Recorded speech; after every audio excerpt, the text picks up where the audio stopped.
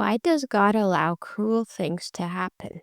We will answer this in two parts. Firstly, everything that God has created is beautiful, either in itself or in its results. We cannot logically conclude that God is cruel due to these seemingly cruel things in life. Secondly, why does God create things that are ugly on the surface but beautiful in their results? We will start with the first part. So why doesn't it make sense to conclude that God is cruel by observing seemingly cruel things in life? Now, almost everything in this universe is visibly beautiful to everybody. Suffering is an exception. Suppose, for instance, that you lose a loved one. As difficult as this may seem, it is crucial to observe the whole picture.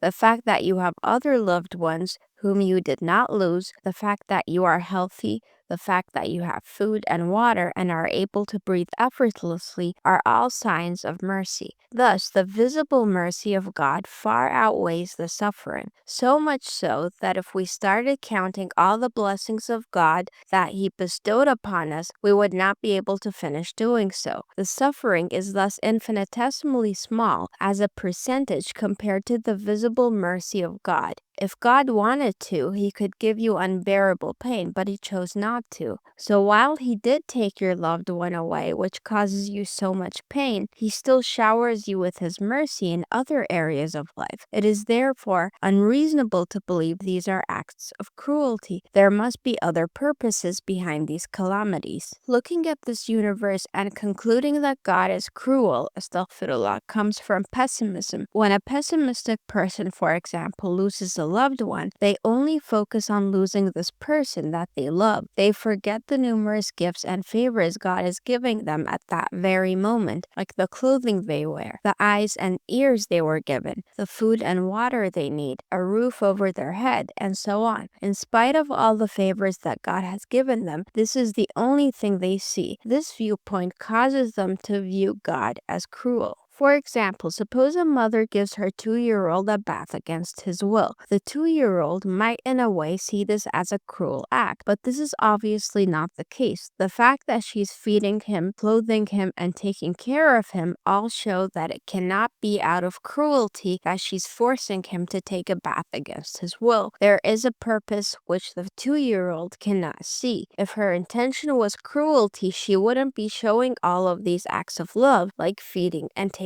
care of him. Similarly, the fact that God shows us all these acts of love while putting us to the test in a very particular area shows that there must be a purpose behind these tests and trials in life. They cannot be acts of cruelty, but rather acts of wisdom. What kind of wisdom? That's the topic for the next video.